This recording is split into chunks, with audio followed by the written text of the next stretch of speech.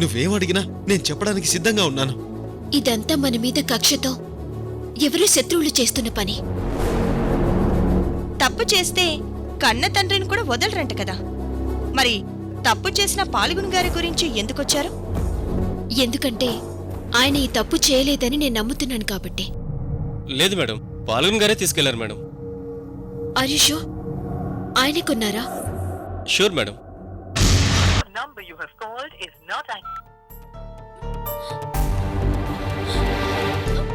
ప్రవీణ్,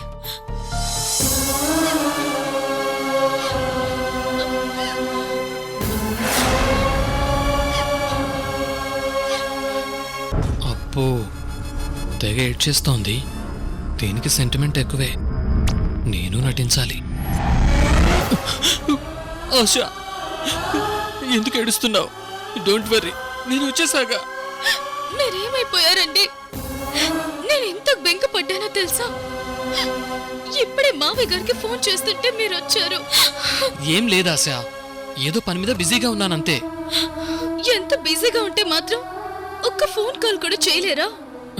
కుదరలేదాశ, చెప్పానుగా పనిలో ఉన్నానని. అదేం కాదు, మీరు నన్ను మర్చిపోయారు.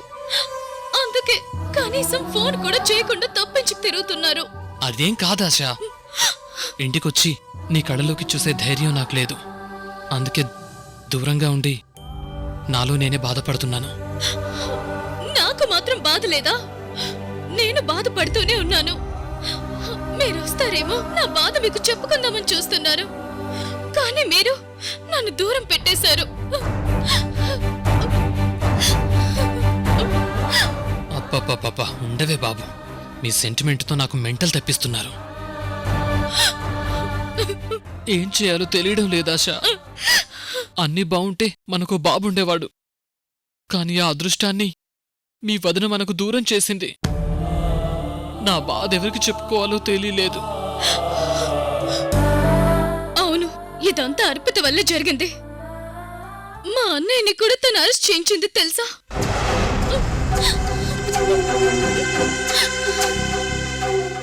అదంతా చేసింది నేనే అయితే నాకు తెలియకుండా ఎలా ఉంటుందే పిచ్చిదానా.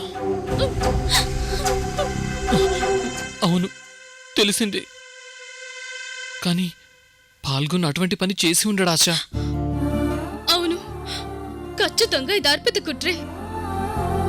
మా కుటుంబాన్ని నాశనం చేయాలని చూస్తుంది. మన టైం బాలేదులే ఆశ. ఎవరిననుకునేం లాభం? మీరలా నిరాశపడకండి, మళ్ళీ మనకి బాబే పుడతాడు. నిజంగా నా ఆశ?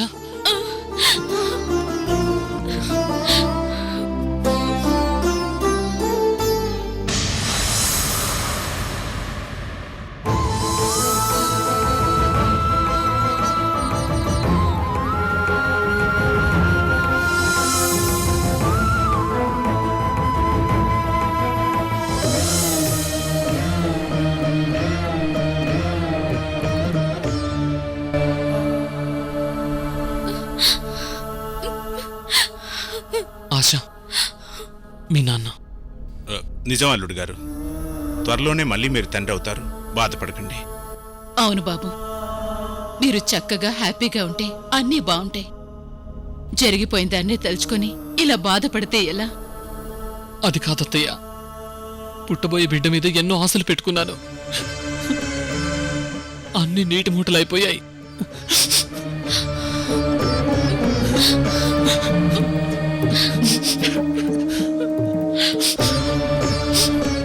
బాధపడకండి అల్లుడు గారు, త్వరలోనే అంతా మంచి జరుగుతుంది. బాబు, మీరే ఇలా ఉంటే ఇక అమ్మాయి పరిస్థితి ఏంటి? అదసలే తిండి తినకుండా కుమిలిపోతోంది. అల్లుడు గారు, మీరు ఇలా ఇక్కడికి రాకుండా ఉండటం బాలేదు. ఇక నుండి జరిగిపోయిన దాని గురించి బాధపడకుండా ఇద్దరూ సంతోషంగా ఉండండి. అలాగే మామయ్య గారు, అలాగే. రండి, మనం బయటికి వెళ్దాం. వాళ్ళిద్దరూ మనసు విప్పి మాట్లాడుకుంటారు. ఊరుకో ఆశ.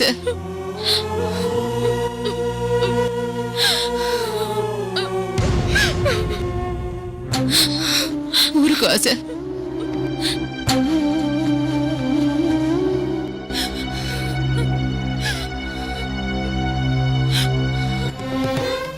చూసారా అమ్మ నాన్న కూడా ఎంత బాధపడుతున్నారు. ఇక నుండి మీరు ఇల్లు వదిలి వెళ్తే నేను అస్సలు ఒప్పుకోను.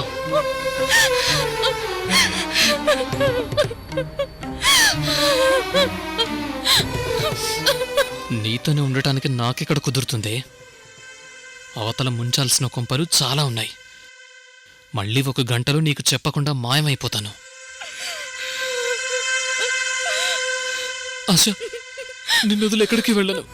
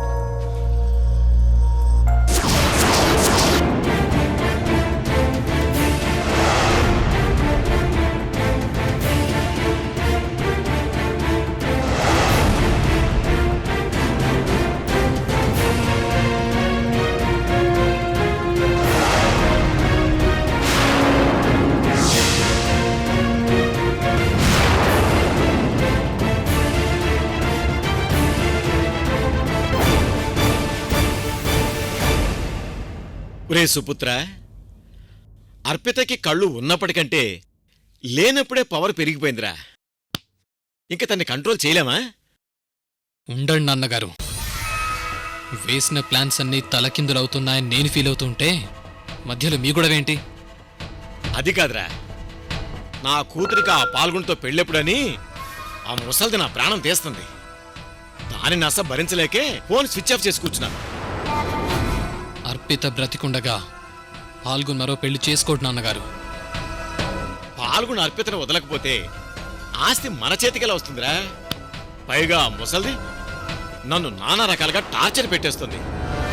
ఎందుకు నాన్నగారు అంత దిగులు పడతారు? దిగులు కాక ఇంకేముందిరా, అటు ఆస్తి పోతుంది, ఇటు ఈ ముసల్దాని టార్చరు పెరిగిపోతుంది. రేయ్, నేను ఏ కాశీకి పోయి సెటిల్ అయిపోతారా? పాల్గొని ప్రియం వదని పెళ్లి చేసుకోవాలంటే అర్పిత ఈ లోకంలో ఉండకూడదు నాన్నగారు.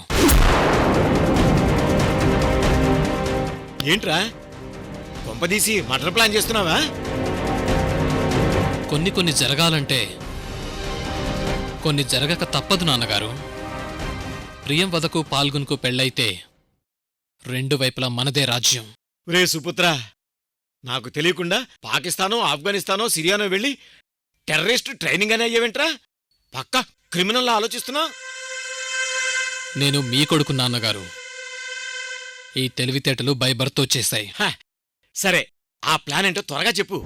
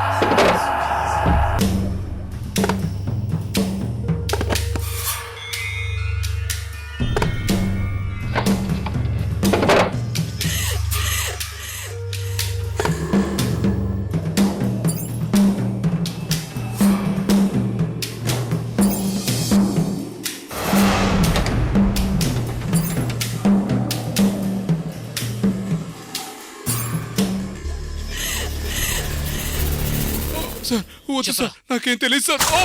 నాకేం తెలియదు సార్, నిజంగా నాకేం తెలియదు సార్. ప్లీజ్ సార్, నన్ను వదిలేయండి సార్. నిజంగా నాకేం తెలియదు సార్.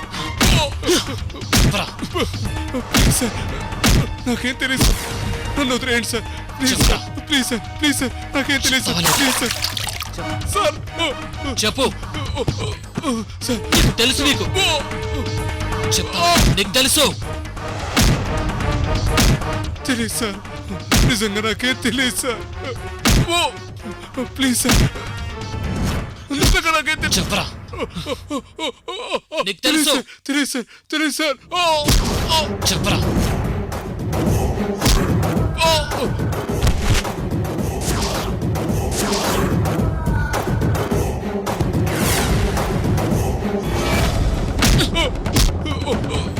సార్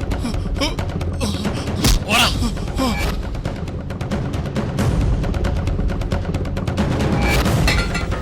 ప్రవీణ్ గారు, మీరు చెప్పినట్లే వినయ్ని బెయిల్ మీద తీసుకొచ్చాను. ఇతను సిటీ వదిలి వెళ్ళిపోకుండా చూడాల్సిన బాధ్యత మీదే. థ్యాంక్ యూ లాయర్ గారు. ఇతని సంగతి నేను చూసుకుంటాను. మీకు రావాల్సిన ఫీజు నాన్నగారు సెటిల్ చేస్తారు. అలాగే, వస్తాను.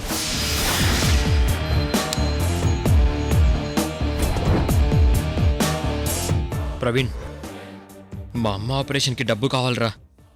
అర్జెంటుగా నాకు అమౌంట్ ఇవ్వరా. ఇస్తాన్రా, ఇవ్వడానికే కదా నిన్ను బెయిల్ మీద బయటకు తీసుకొచ్చింది. కాకపోతే దీంట్లో చిన్న ఇబ్బంది ఉంది. ఏంట్రా? మీ అమ్మకు ఆపరేషన్ జరగాలన్నా, నువ్వీ కేసు నుంచి బయటపడాలన్నా నువ్వింకో పని చేయాలి. ఏంట్రా అది? మర్డర్ చేసి పెట్టాలి. మర్డరా? ఏవో గొడవలు దెబ్బలాటలు అయితే ఓకే గానీ మర్డర్లు నాకు అలవాట్లేదురా. పుట్టుకతోనే అన్నీ వస్తాయంట్రా. మెల్లిమెల్లిగా అన్నీ నేర్చుకోవాలి. మీ అమ్మకు ప్రాణం పొయ్యాలన్నా నువ్వొక ప్రాణం తీయాల్సిందే. తప్పదు. కానీ ఇంకేం ఆలోచించకు. అర్పిత కళ్ళు పోగొట్టడానికి నువ్వే సహాయం చేశావు. ఆ కేసులో ఎలాగో నువ్వు దోషివి. అందుకని డబ్బులు ఇస్తే మా అమ్మని తీసుకొని దూరంగా వెళ్ళిపోతాను.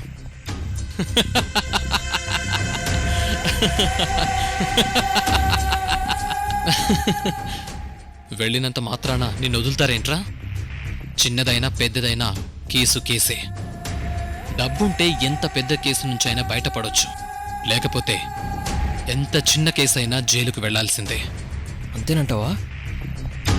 పులి మీద స్వారీ చేసేవాడు చేస్తూనే ఉండాలి. మధ్యలో దిగిపోతే పులి తినేస్తుంది. సరేరా, ఎవరిని చంపేయాలి? అర్పితని.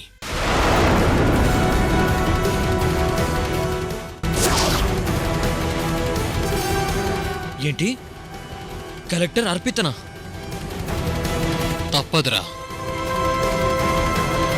నీకు అమ్మ కావాలి, నాకు ఆస్తి కావాలి. మనకు ఆలు కావాలంటే అర్పిత ఉండకూడదు. వెళ్ళి చంపేయి. ఆయన అర్పితని చంపితే నీకు ఆస్తి ఎలా వస్తుంది? అంత పెద్ద పోలీస్ ఆఫీసర్ అయిన మా బావ అర్పిత దూరమై తాగుబోతుగా మారిపోయాడు. అదే అర్పిత చచ్చిపోతే పిచ్చోడై సూసైడ్ చేసుకుంటాడు. అప్పుడు ఆస్తి మొత్తం నాదే. సరే, చేస్తాను. కానీ ఇది నా ఒక్కడి వల్ల కాదు. నీకెంతమంది కావాలంటే అంతమందిని తెచ్చుకో. డబ్బు నేనిస్తాను. కానీ వాళ్లకు నేనెవరో తెలియకూడదు. సరే.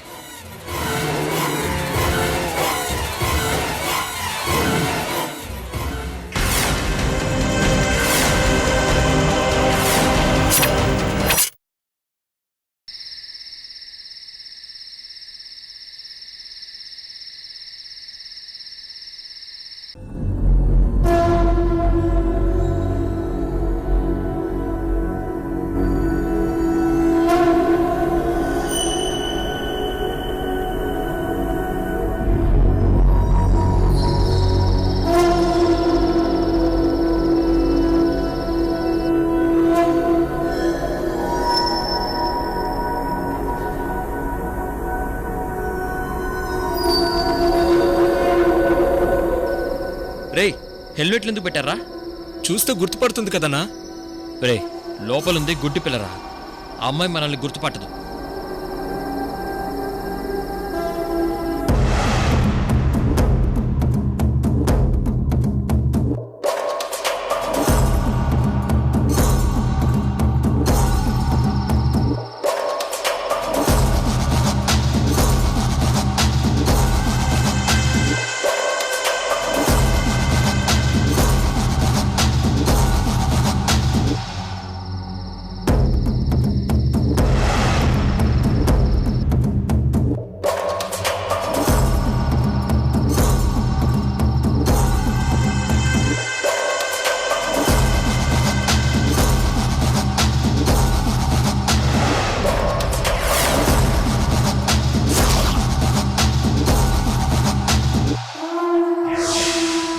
మీరుండండి, దాన్ని వేసేసి వస్తాను. పట్టుకోండి.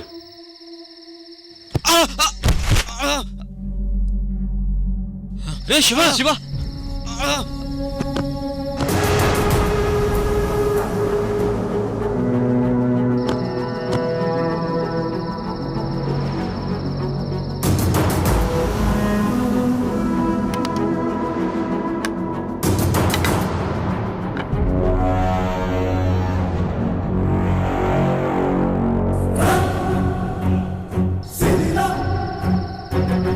రే అది దారికి అడ్డుగా వైర్ కట్టిందిరా.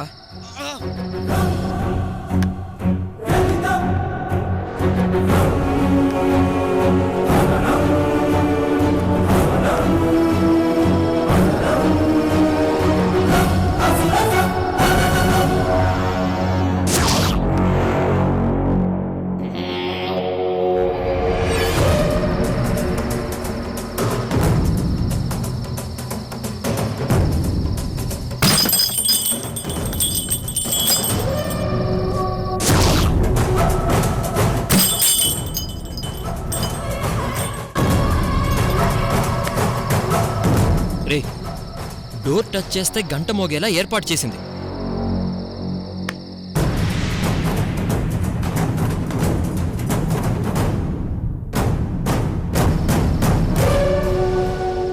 రే వెనక డోర్ నుంచి వెళ్దాం పదండ్రా. అలాగే.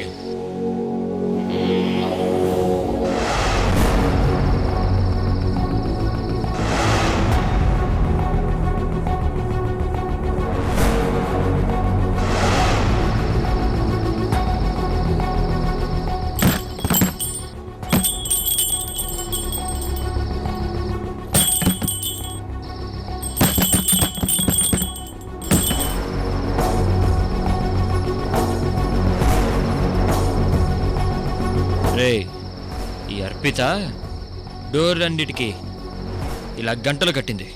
పదండి వెళ్ళి మెయిన్ డోర్ పగలగొట్టుకొని వెళ్దాం. రండ్రా.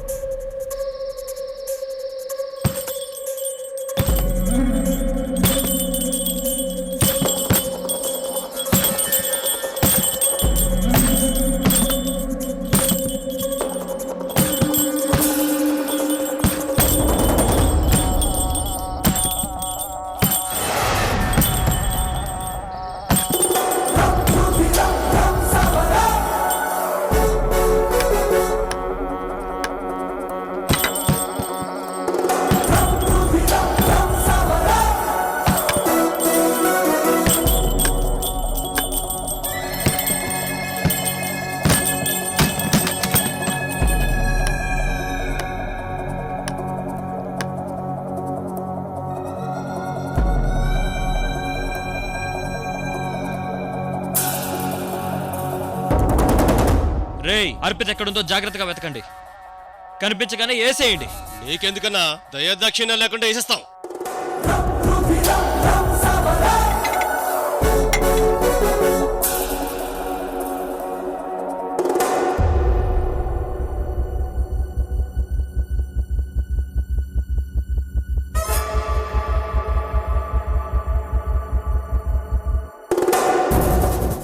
వీడెవడో లోపలికి వస్తున్నాడు. ఇప్పుడు వీడికి నరకం చూపిస్తాను.